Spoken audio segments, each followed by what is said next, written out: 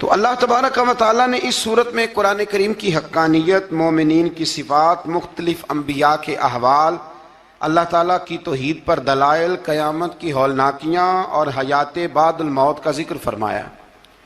اس صورت کی ابتدائی آیات میں ایک بار پھر حضرت موسیٰ علیہ السلام کے احوال اور معجزات کا بیان ہے۔ آیت نمبر 16 سے سلیمان علیہ السلام کا ذکر ہے۔ وہ داؤد علیہ السلام کے وارث تھے، بیٹے تھے، اور انہیں پرندوں کی بولیاں سکھائی گئیں۔ جنات اور انسانوں کے لشکر کا ایک فوجی ڈسپلن کے ساتھ ان کے پاس حاضر رہتے تھے۔ وہ جو ان کا لشکر تھا نا، اس میں انسان بھی تھے، جن بھی تھے، اور اس کے اندر پرندے بھی تھے۔ ان کا لشکر تھا، وہ ہمیشہ ان کے پاس رہتے تھے۔ حضرت سلیمان علیہ السلام گزر رہے تھے تو ایک مقام سے آپ گزرے جہاں چیونٹیاں بڑی کثرت کے ساتھ تھیں۔ تو ایک چیونٹی جو ان چیونٹیوں کی سردار تھی، ان چیونٹیوں کی بڑی تھی، اور مفسرین کرام نے یہ بھی لکھا ہے کہ وہ تھی بھی، ایک آنکھ اس کی کوئی نہیں تھی، ایک ٹانگ اس کی کوئی نہیں تھی، لیکن اس حال میں بھی وہ چیونٹی جو تھی وہ چیونٹیوں کی قیادت کر رہی تھی۔ تو حضرت سیدنا سلیمان علیہ السلام کا لشکر جب وہاں سے گزرا تو وہ کہنے لگی یا ایھا النمل ادخلوا مساکنکم، کہنے لگی چیونٹیوں اپنے بلوں میں گھس جاؤ، کہیں ایسا نہ ہو کہ سلیمان علیہ السلام کا لشکر بے دہانی میں، سلیمان کا لشکر توجہ نہ کرے اور تمہیں پاؤں کے نیچے مسل دے، لہذا اس طرح کرو کہ تم اپنے اپنے بلوں میں گھس جاؤ۔ حضرت سلیمان ابھی 3 میل دور تھے، تمام مفسرین نے لکھا ہے 3 میل دور تھے، تو وہاں سے چیونٹی بول لی تو قرآن کہتا ہے کہ حضرت سلیمان اس کی بات سن کے ہنس پڑے، فتبسم ضاحکا، آپ اس کی بات سن کے ہنس پڑے کہ دیکھو یہ چیونٹی کیا کہہ رہی ہے، ذرا غور کرنا بات پر کہ حضرت سلیمان 3 میل دور فاصلے پر چیونٹی کی بات بھی سن لیتے ہیں۔ مولوی نے قرآن کی آیت پکی یاد کر لی، انا بشر مثلکم، کہتا ہے حضور نے کہا میں تمہاری طرح کا بشر ہوں، نبی ہماری طرح ہوتے ہیں جی، تو وہ تو 3 میل دور چیونٹی کی آواز سن لیتے تھے، اس کے کان میں چیونٹی رکھو بلا، اسے کہو کہ بتا بلا کیا کہتی ہے، کچھ بتائے گا پھر دوڑ لگا دے گا شاید، کان میں رکھو اس کو، کہو بتا چیونٹی کیا کہتی۔ اور اگر یہ لفظ نہ ہوتے قرآن کے کہ جب انہوں نے سنا تو ہنس پڑے، یہ جملے نہ ہوتے تو شاید اس کو بھی نہ مانتے، لیکن حضرت سلیمان نے سنی چیونٹی کی بات۔ اور اب اگلی بات کہنے لگا ہوں، بڑے خوبصورت لفظ لکھے ہیں مفسرین نے، فرماتے ہیں دیکھو ایک چیونٹی نے ایک جملہ بول کے، ایک چیونٹی نے ایک جملہ بول کے اپنے قبیلے کی خیر خواہی کی تو رب نے اس کا جملہ بھی قرآن میں بیان فرما دیا۔ تو جو ساری زندگی لوگوں کو جملے بول بول کے کہے رب رسول کی طرف آ جاؤ، تو اللہ قیامت میں اس کی بات کو قائم نہیں فرمائے گا۔ جو بھی کسی کی خیر خواہی کرے وہ ایک جملہ بول کے کرے، اور ہو بھی چیونٹی، تو اگر اللہ اس کا ذکر قرآن میں باقی رکھتا ہے تو میں اور آپ اگر کسی کی خیر خواہی کریں گے تو انشاءاللہ ذکر باقی رہے گا۔ شرط یہ ہے کہ کریں خیر خواہی، خیر خواہی کرو کسی کی، ایک جملہ بول کے بھی کرو، چیونٹی بھی ہو تو اللہ قرآن میں ذکر باقی فرما دیتا ہے۔ تو اللہ تبارک و تعالیٰ نے اس بات کا ذکر قرآن مجید میں فرمایا، اس پر کئی کچھ لکھا ہے۔ اسی طرح سے ایک بات اور لکھی ہے ہمارے مفسرین نے کہ حضرت سلیمان ایک دن اسی طرح نکلے، قحط پڑ گیا تھا، بارش نہیں ہوتی تھی، تو حضرت سلیمان باہر میدان میں نکلے دعا کرنے کے لیے، خشک سالی تھی، تو جب آپ گئے تو ایک چیونٹی اپنے پر پھیلا کے دعا مانگ رہی تھی، تو رب کریم نے فرمایا سلیمان آپ واپس چلے جائیں، بارش آ جائے گی پر آئے گی چیونٹی کی دعا پہ۔ تو حضرت سلیمان نے عرض کی مولا میں بھی تو اتنا لشکر لے کے آیا ہوں نا، تو چلو ہمیں بھی دعا کر لینے دے، تو چیونٹی کی دعا پہ برسا دینا پر دعا کر لینے دے۔ فرمایا نہیں آپ واپس جائیں، دعا نہ مانگیں۔ یا اللہ کیوں؟ فرمایا چیونٹی کا دل ٹوٹ جائے گا، وہ تو کہے گی کہ یہ سلیمان کے لشکر دعا پہ پھر بارش آئی ہے، تو آپ نہ کریں تاکہ اس کے دل میں یہ بات رہے کہ نہیں میرے رب نے میری دعا پہ بارش فرمائی ہے۔ آپ جائیں، آج بارش آئے گی پر آئے گی چیونٹی کی دعا پہ۔ تو جو چیونٹی بارش کی دعا کرے قوم کے لیے، اللہ اگر اس کا ذکر قائم رکھتا ہے تو جو اپنی قوم کے لیے ہدایت کی دعا کرے، اور کبھی کبھی گردن جھکا کے دیکھا کرو کہ دل میں رسول اللہ کی امت کا درد کتنا ہے۔ اگر کہیں حضور کی امت کا درد ہے تو پھر انشاءاللہ ذکر قیامت تک باقی رہے گا، پھر انشاءاللہ قیامت تک آنے والی نسلیں بھی آپ کا ذکر کریں گی اگر حضور کی امت کا درد سینے میں موجود ہے۔ اسی طرح سے پھر حضرت سلیمان کے لشکر میں نا ایک ہدہد نامی پرندہ بھی تھا، لشکر کا کارکن تھا پرندہ۔ ہدہد غائب تھا تو حضرت سلیمان کہنے لگا کدھر گیا وہ ہدہد؟ نظر نہ آ جایا سخت سزا دوں گا، یہاں تو کوئی اچھی خبر لائے گا، چونکہ وہ ہدہد پرندہ جاتا تھا تو خبریں لا کے دیتا تھا، ورنہ سزا دوں گا۔ اتنی دیر میں ہدہد بھی آ گیا۔ یہ پرندے جو کارکن ہوتے ہیں بڑے سیانے ہوتے ہیں، کبھی بندہ ناراض ہو تو صحیح خبریں لے آتے ہیں، تو صحیح خبر لے کے آ گیا۔ آتے ہی آ کے بیٹھا تو اس نے حضرت سلیمان علیہ السلام نے کہا کہاں تھے؟ عرض کرنے لگا حضور میں ملک سبا گیا تھا، وہاں ایک عورت حکمرانی کرتی ہے، اس کا نام بلقیس ہے، بہت بڑے تخت پہ بیٹھتی ہے، 80 گز اس کا تخت لمبا ہے، 40 گز چوڑا ہے، اور شاید 80 من کے 80 ٹن اس کا وزن ہے۔ تو حضور وہ سورج کو پوچھتے ہیں، حضرت سلیمان نے فوراً خط لکھا، فرمایا جا کے اسے میرا خط دے دو کہ یہاں تو کلمہ پڑھ کے ہماری فرما بردار بن جائے، ورنہ تیار ہو جائے، جو اللہ کے غیر کو پوچھتے ہیں ہم ان کے خلاف جنگ کریں گے۔ وہ جب لے کے گئے نا خط، یہ حدود گیا تو وہ میٹنگ کر رہی تھی، اس کے وزیر مشیر سارے بیٹھے تھے، اس نے جا کے خط پھینک دیا ملکہ بلقیس کی جھولی میں۔ اس نے خط پڑھا تو ڈر گئی، وزیروں کو بلایا۔ حضرت سلیمان، قرآن کہتا ہے حضرت سلیمان نے کہا تھا خط پھینک کے نا تو سائڈ پہ ہو کے سننا وہ کیا کہتا ہے۔ بندوں کے لیے منع ہے، پرندوں کے لیے جائز ہے۔ بندوں کے لیے منع ہے سائڈ پہ ہو کے سننا، ہاں جس کی جاسوسی کی ڈیوٹی ہو، کفر کی جاسوسی کی، اس بندے کے لیے بھی جائز ہے۔ تو یہاں ایک تو وہ پرندے تھے، دوسرا کفر کی جاسوسی کر رہے تھے، سائڈ پہ ہو کے سننے لگے۔ تو ملکہ بلقیس کہنے لگی اب کیا کرنا ہے، یہ خط آیا ہے۔ تو وہ کہنے لگے ہم تیار ہیں، آپ حکم کریں، ہم لڑنے کو تیار ہیں، لڑیں گے۔ وہ کہنے لگی نہیں تیزی نہ دکھاؤ، قرآن مجید کہتا ہے کہ وہ کہنے لگی جب لڑائیاں ہوتی ہیں تو شہر تباہ ہوتے ہیں، ملک کھنڈر بن جاتے ہیں، لڑائی مسئلے کا حل نہیں ہے۔ انہوں نے کہا کہ میں نبی ہوں، تو ایک دفعہ آزما لیتے ہیں کہ نبی ہیں کہ نہیں، معاذ اللہ آزما لیتے ہیں۔ کہا کیسے؟ کہنے لگی تحفے تائے بھیجتے ہیں، اگر مال پر دل للچا گیا تو پھر نبی نہیں بادشاہ ہے، اور اگر مال پر دل للچایا نہ تو پھر اللہ کے کامل بندے ہیں۔ یہ فرق اس نے اس وقت بیان کیا۔ اس نے 500 کنیزیں، 500 غلام، بڑے شاندار لباس پہنا کے، 500 گھوڑا بڑا تگڑا، اس کے اوپر مال و اسباب رکھ کے تیاری کرا کے حضرت سلیمان کی طرف بھیجا۔ ہدہد پہلے سے خبر لے کے آ گیا، حضور اس نے یہ پروگرام بنایا ہے۔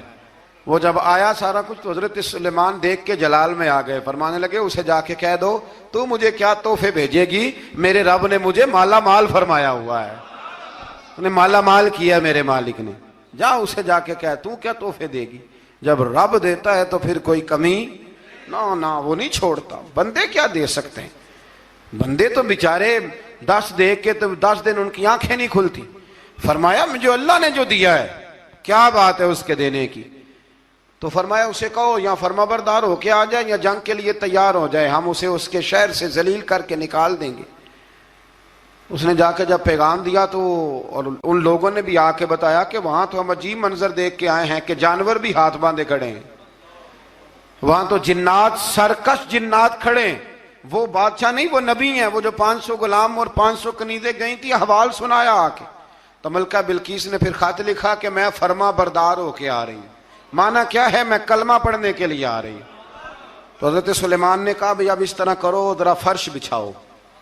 انہوں نے فرش بچھایا، اس طرح کا کہ اوپر فرش تھا، نیچے مچھلیاں تیر رہی تھیں، لگ رہا تھا دریا ہے، ڈیوٹی لگا دی، جنات نے بچھا دیا۔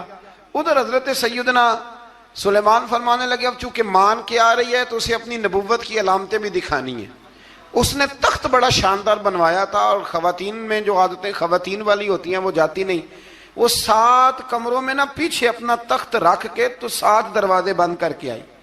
اس زمانے میں ایک رواج تھا، وہ زلیخا نے بھی 7 دروازے مکفل کے ایک رواج تھا، ایک کمرہ، پھر کمرے کے پیچھے کمرہ، پھر اس کے پیچھے کمرہ، پھر اس کے پیچھے کمرہ اور اس کو بڑے موٹے تالے لگائے جاتے تھے، اور فلسفہ یہ تھا کہ ایک تالا توڑے گا کوئی تو جب تک سپاہی آ جائیں گے، اور اگر اس کے توڑنے تک نہ آئے تو دوسرے کے توڑنے تک آ جائیں گے، اور اس کے توڑنے تک نہ آئے تو ساتویں تک تو آئے جائیں گے۔ یہ ان لوگوں کا نفسیاتی معاملہ تھا، سوچ تھی۔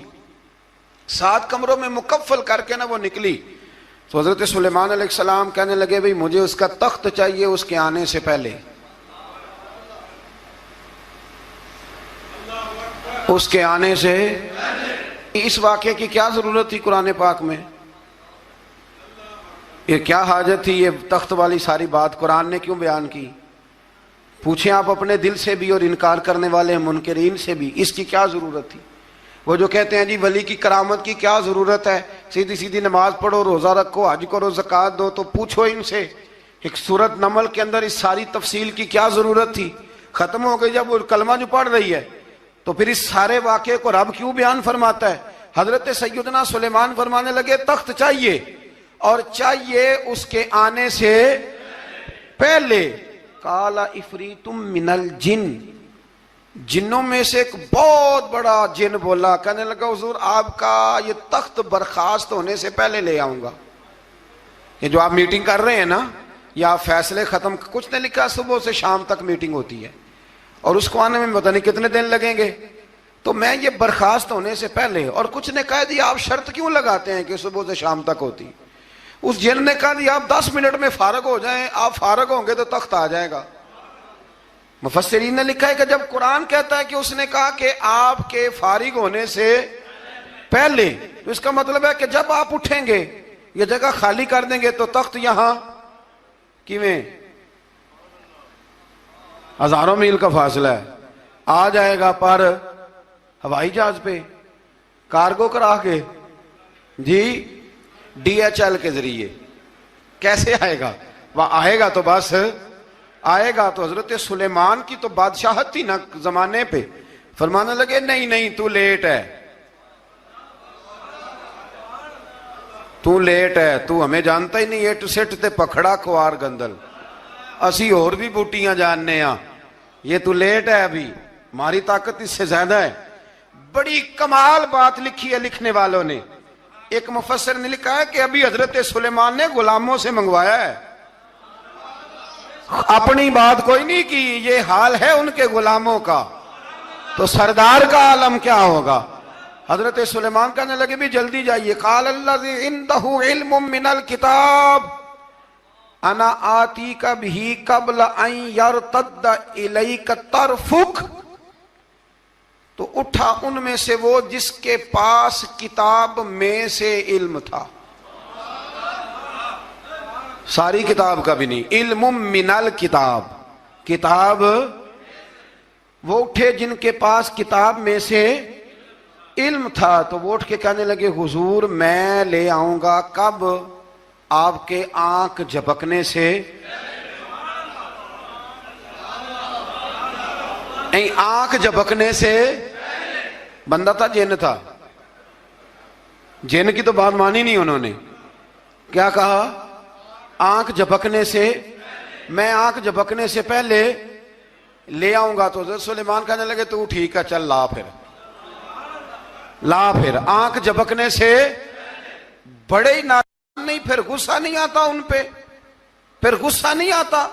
میرے شیخ کامل، مرشد اکمل، شیخ بحر و بار، حضور غوث پاک جیلانی، حضرت غوث اعظم یوں کر کے شاگردوں کو، مریدوں کو سبق پڑھا رہے تھے، پڑھاتے پڑھاتے ہاتھ آگے کیا، اور جب ہاتھ واپس آیا تو بھیگ گیا تھا سارا۔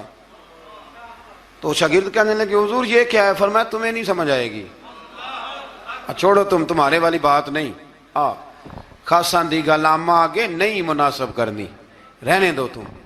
کچھ وقت گزرا تو کچھ لوگ آ گئے، ابھی کلاس ختم نہیں ہوئی تھی، کپڑے بھیگے ہوئے ہو، وہ شاگرد پہلے ہی منتظر تھے، کہا تمہیں کیا ہوا؟ کہنے لگے دریا میں جا رہے تھے، اچانک ہچکولیں آنے لگے، تو ہم نے کوئی کسی بے عمل کا بازو تو نہیں نہ تھاما، ہم غوث اعظم کے ماننے والے ہیں، تو دریا میں کہا یا شیخ عبد القادر جیلانی شیئا للہ، اللہ کے راستے میں مدد کرو۔ تو کہنے لگے بس ایک ہاتھ ہی آیا ہے، اور یوں کشتی کھینچ کے باہر نکالی ہے۔ تو اب وہ شاگرد سارے چپ کر گئے، کہنے لگے جواب کیوں نہیں دیتے؟ انہوں نے کہا تم نے ہاتھ دیکھا ہے پہنچتا ہوا اور ہم نے ہاتھ دیکھا یہاں سے جاتا ہوا. تم نے پہنچتا ہوا دیکھا ہے تو ہم نے. حضرت بہاؤالحق نقشبند بخاری ان کی ایک مریدنی تھی, اوپر چبارے پہ کسی نے اس کی عزت پہ ہاتھ ڈالا, چبارے پہ اوپر والی منزل پہ. اس مریدنی نے اپنی عزت بچانے کے لیے چھلانگ لگا دی. جب وہ نیچے گر رہی تھی تو حضرت بہاؤالحق نقشبند بخاری پہنچ گئے. نیچے کوئی ایسا بندوبست کر دیا, کوئی چارپائی بچھا دی, کوئی ایسا جس پہ وہ آ کے آرام سے گری اور بچ گئی. حضرت صاحب کی طرف دیکھ کے کہنے لگی حضور آپ کب آئے؟ فرمانے لگے پتر جب تو چبارے سے چلی تھی تب میں بخارے سے چلا تھا. جب تو چبارے سے چلی تھی نا تب میں بخارے سے چلا تھا, اور تیرے نیچے آنے تک میں بھی پہنچ گیا ہوں. میں بھی مالیدہ کم راکھی کرنا, پھل کچے ہون یا پکے, اے پیر مریداں دے سر تے ہی رہندا ہے. اے جھوٹے ہون یا سچے, یہ پکی غلامی کریں یا کچی کریں, پیر کی بھی مجبوری ہوتی ہے. کیا کریں, پیر مریداں دے سر تے ہی رہندا ہے. اے جھوٹے ہون یا سچے, کیا کیا جا سکتا ہے. دیکھیں نا, نافرمان بیٹے کا بھی تو جائیداد میں حصہ ہوتا ہے نا. نافرمان بھی ہو تو جائیداد میں حصہ تو, چلو باپ ناراض رہے گا تو اللہ ناراض رہے گا, بات الگ ہے, پر جائیداد کا حقدار تو ہے نا, چاہے نافرمان ہی ہے. پیر مریداں دے سر تے ہی رہندا ہے. اے جھوٹے ہون یا. پھر وہ تخت آ گیا تو حضرت سلیمان سے پوچھا یہ کیا ہے؟ قال ھذا من فضل ربی. فرمانے لگے کچھ بھی نہیں. حضرت سلیمان کہنے لگے یہ میرے رب کا فضل ہے. شاید سب مفسرین نے بڑی بڑی باتیں کی ہوں, پر یہاں ایک قاضی ثناء اللہ پانی پتی رحمت اللہ علیہ کا فقرہ میں پڑھ رہا تھا, بڑا مزہ آ رہا تھا. قاضی صاحب فرمانے لگے اس آیت پہ, قاضی صاحب کہتے ہیں جن پر نرا فضل تھا, ھذا من فضل ربی, نرا فضل. فرمایا ان کی تو اتنی طاقت ہے کہ وہ ہزاروں میل دور سے 80 گز لمبا 80 گز چوڑا تخت آنکھ جھپکنے سے پہلے لے آتے ہیں, اور جن کے بارے میں اللہ فرماتے ہیں بشر المؤمنین بِأَنَّ لَهُم مِّنَ اللَّهِ فَضْلًا كَبِيرًا. فرمایا محبوب اپنے غلاموں کو خوشخبری دے دیں, باقیوں پہ نرا فضل تھا, ان پر تو فضل کبیر ہے, ان پر تو بڑا ہی فضل ہے اللہ کا. تو فرمایا جن پر فضل کبیر ہو, ایک نہیں, اس پر میں بڑے دلائل دے سکتا ہوں. کرامات اولیاء پر میں بڑے ہی دلائل دے سکتا ہوں, بڑے. غوث اعظم رضی اللہ تعالیٰ عنہ کے پاس بادشاہ آیا تو کہنے لگا پیر تب مانوں گا جب سیب کھلائیں گے. سیب کا موسم ہی نہیں تھا. تو حضرت صاحب آتے ہی اسے کہنے لگے اب تو میری ولایت کو سیبوں پہ تو نہ تول, اب سیب کھلائے تو ولی یا نہ کھلائے تو ولی کوئی نہیں, یہ تو اب میری ولایت کو سیبوں پہ تو نہ تول. تو حضرت صاحب نے یوں ہاتھ اٹھایا تو اللہ نے 2 سیب عطا فرمائے. تو وہاں جملہ ہے حضور غوث اعظم کا, فرمانے لگے اگر اللہ حضرت مریم سلام اللہ جو بنی اسرائیل کی ولیہ ہیں, ولی ہے نا, وہ نبی تو نہیں نا, عورت نبی نہیں ہو سکتی. فرمایا اگر اللہ انہیں بغیر موسم کے پھل دے سکتا ہے, میں تو محمد عربی کا نوکر ہوں. فرمایا اب نہ 2 سیب آئے تھے, تو وہ کہنے لگا میرے تو دل میں 1 سیب تھا نا, تو حضور غوث اعظم نے نا 1 سیب مجھے دیا, 1 میں نے کھایا تو 1 غوث پاک کھانے لگے. کہتے ہیں میں نے وہ منہ میں رکھا, ذرا ترش تھا, تو میرے چہرے کا وہ رنگ دیکھ کے نا, اثر دیکھ کے کہ تلخی محسوس, تو غوث اعظم کہنے لگے میرے والا کھا. تو 1 انہوں نے کاٹ کے ٹکڑا دیا, کہتے کھایا تو بڑا میٹھا تھا. تو میں نے کہا حضور آئے تو دونوں ہی غیب سے ہیں, تو آپ کے والا میٹھا ہے میرے والا کڑوا ہے. تو آپ فرمانے لگے آئے تو دونوں غیب سے تھے, پر ایک کو ذرا ظالم کے ہاتھ لگ گئے ہیں نا, اس کو تنبیہ بھی کر دی کہ ظلم سے باز آ جا, تنبیہ بھی کر دی. فرمایا ہاتھ ظالم کے لگے اس لیے ترش ہو گیا, سیانا بن. 1 نہیں 20 درجنوں. لیکن پتہ نہیں کیوں لوگ اڑ گئے, پتہ نہیں کیوں کڑ کے آ گئے کرامت اولیاء کے معاملے میں. بالکل. اور پھر کسی حدیث میں یہ نہیں آیا کہ اس زمانے میں ولی ہوں گے تو اس زمانے میں ولی نہیں ہوں گے. حضور نے فرمایا میری امت کبھی گمراہی پر جمع نہیں ہوگی. اقبال کہتے ہیں اولیاء کیا ہوتے ہیں, اولیاء کیا ہیں, جواسیس القلوب. اقبال کہتا ہے ولی کا بہت بڑا ولی تم نے دیکھنا ہو تو اسے دیکھو جو تیرے دل کا جاسوس ہے.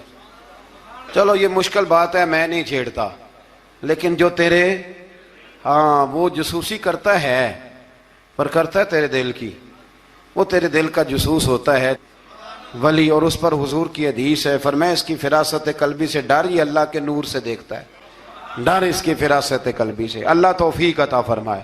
12 اس ولی کا نام تھا آصف بن برخیہ.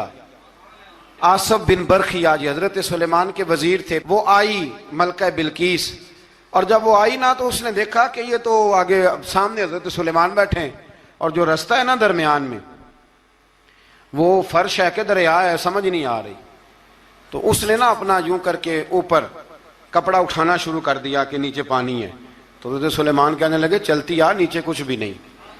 اس نے پیر رکھا، نیچے مچھلیاں بھی تیرتی جا رہی تھیں۔ حضرت سلیمان علیہ الصلوۃ والسلام، آج بھی اللہ نے توفیق دیا نا، لوگوں نے اس طرح کی تعمیرات بعد میں کی ہیں، لیکن اس کے موجد، اس کے پہلے بنانے والے حضرت سلیمان ہیں اللہ کی دی ہوئی توفیق سے۔